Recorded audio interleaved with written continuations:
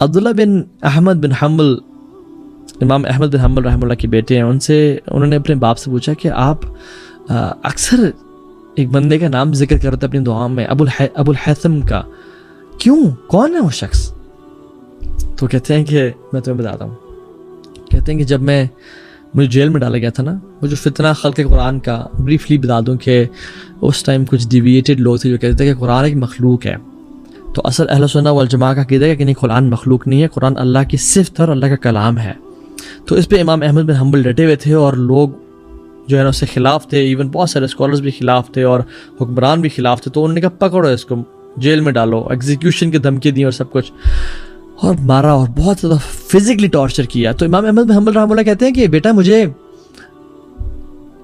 قتل ہونے کا یا شہید ہونے کا ڈر نہیں تھا، وہ تو اللہ سے ملاقات ہے، اور نہ ہی مجھے ڈر تھا کہ مجھے جیل میں بند کر دیں گے، کیونکہ میں نے تو بیسکلی اللہ کی عبادت کرنی تھی اور قرآن پڑھنا تھا، چاہے جیل میں پڑھوں یا گھر میں پڑھوں، مجھے کوئی ٹینشن نہیں تھی.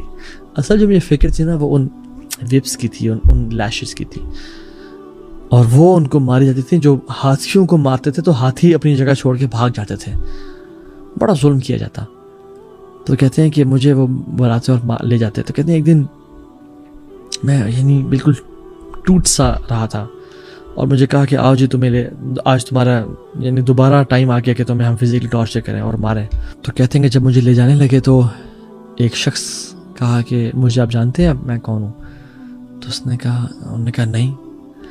تو کہتا ہے کہ انا ابو الحیثم، میں ابو الحیثم ہوں، دا انفیمس تھیف، جو یعنی نوٹوریس قسم کا جو ہے نا چور تھا، اور میں نے عرصے سے میں چوریاں کر رہا ہوں اور عرصے سے مجھے جیل پڑی ہے، اور آج تک مجھے 18,000 لیشز پڑ چکی ہیں، بٹ میں نے صبر کیا ہے. حالانکہ میں شیطان کی اطاعت کر رہا ہوں اور میں باطل پہ ہوں، اور میں پھر بھی کنسسٹنٹ ہوں اور صبر کر رہا ہوں. تو اے امام آپ بھی صبر کریں، کیونکہ آپ اللہ کی اطاعت کریں اور آپ حق میں ہیں.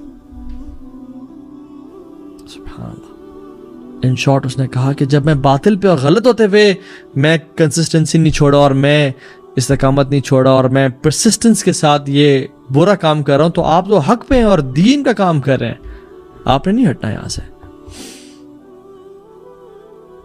تو سبحان اللہ امام احمد حنبل کہتے ہیں کہ میں نے جتنی موٹیویشن مجھے اس کی بات سن کے ملی، وہ میں نے بڑے بڑے کلام اور بڑی بڑی کتابیں پڑھ کے مجھے نہیں ملی. تو وہ سبحان اللہ ایک چور تھا، he was a thief، اور آپ مسلمان ہیں، آپ کے پاس کلمہ لا الہ الا اللہ ہے، اور آپ کے پاس کتنی فیسیلٹیز ہیں. do not belittle yourself. وہ اگر ایک امام کو حوصلہ دے سکتے ہیں، اور امام احمد بن حنبل رحمہ اللہ اپنی ساری زندگی اس کے لیے دعا مانگتے رہے کہ یا اللہ ابو الحیثم پہ رحم کرنا، اس کو معاف کر دینا، اس کو جنتوں میں اعلیٰ درجات دینا، اس کو بخش دینا، اسے صنف نظر فرمانا، اس کی شارٹ کمنگس کو معاف کرنا یا رب. اور میرا پرسنلی اللہ صلی اللہ سے بڑا اچھا گمان ہے اس کے بارے میں کہ اللہ رب العالمین نے دا گریٹ امام احمد بن حنبل رحمہ اللہ کی دعائیں اس بندے کے حق میں قبول کی ہوں گی. وائی؟ بیکاز ایک چور ہوتے ہوئے اس نے پرو ایکٹیویٹی نہیں چھوڑی اور اس ٹائم پہ کنٹریبیوٹ کرنا بہتر سمجھا. اور جب امت کو آج آپ کی ضرورت ہے اور دین اسلام کو آج آپ کی ضرورت ہے، جب دین اسلام کو مانسٹر کا سامنا کرنا پڑا، چاہے وہ LGBT ہو، یا چاہے وہ فحاشی کا فتنہ ہو، یا چاہے وہ پورن کا فتنہ ہو، یا چاہے دنیا کے فتنہ، یا چاہے فلسطین پہ ظلم اور زیادتی ہو رہی ہو، چاہے کشمیر کے مسلمانوں پہ مظالم ہو رہے ہوں، پاکستان پہ ٹوٹ پڑے ہیں لوگ اور پاکستان کو جکڑا ہوا ہے دنیا نے اور ڈفرینٹ مسلمان ممالک کو، امت کو، اور میں اور آپ بیٹھ کے نیٹ فلکس دیکھتے رہیں اور فون پہ کینڈی کرش اور یہ گیمز کھیلتے رہیں. یہ سوٹ نہیں کرتا ہمیں، واللہ یہ سوٹ نہیں کرتا. یہ دنیا کچھ سانسیں ہیں، کچھ ٹائم ملا ہے ہمیں کام کرنے کے لیے.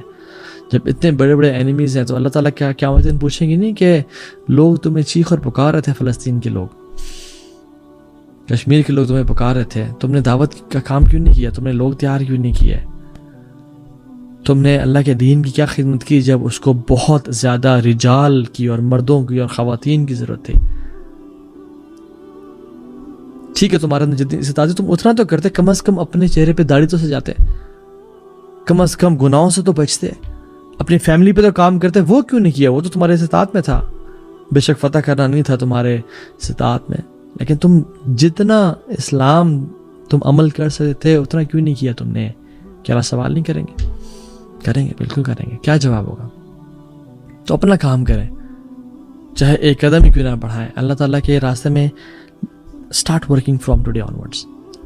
اور دوسری اگزامپل کسی امام کسی اسکالر کی نہیں بلکہ ایک چونٹی کی.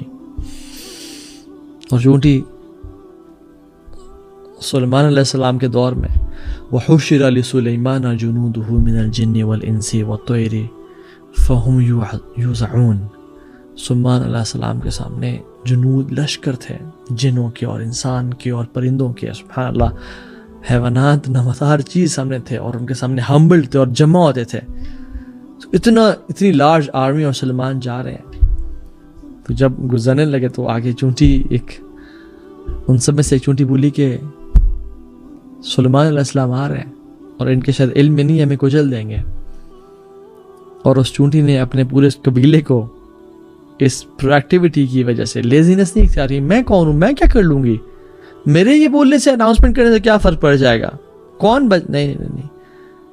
چونٹی نے اپنی امپورٹنس کو فیل کیا، اپنے آپ کو بلیٹل نہیں سمجھا، اور اس کی وجہ سے دیکھیں سبحان اللہ. میں بتاؤں، میں شاید یہاں سے آفس آتے ہوئے میں نے گاڑی کے نیچے پتہ نہیں کتنی چونٹیاں مار دی ہوں، ٹھیک ہے. تو مین مقصد چونٹیوں کی جان بچانا نہیں تھا، مین مقصد اللہ تعالیٰ نے قرآن میں پیغام دینا تھا کہ جب چونٹی اپنا مقصد پورا کر رہی ہے اور اس نے اپنے آپ کو بلیٹل نہیں سمجھا اور پھر بھی اناؤنسمنٹ کی، تم تو اشرف المخلوقات ہو، تم تو مسلمان ہو، تمہارا نام تو عبداللہ، احمد، عائشہ، فاطمہ ہے، تم کیوں ایسا سمجھتے ہو کہ میں کیا کر سکتا ہوں اس امت کے لیے؟ So don't be like an average Muslim.